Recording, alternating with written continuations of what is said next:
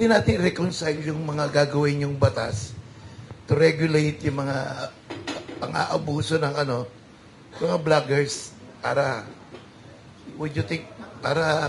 Hindi, kasama po yan. Kasama po yan. Yun ang, kagaya po ng binanggit namin kanina, yun naman ang end result nito, yung makapag-ano tayo ng batas, di ba? Kasi kagaya sa mga media, yung totoong media, may balance reporting tayong tinatawag. So pagka nagsalita sa ganito, hinahanap ninyo lagi yung panig ng kabila para maging balanse. At hayaan natin yung taong bayan ang magdesisyon kung sino sa kanila ang nagsasabi ng totoo. Pero dito wala.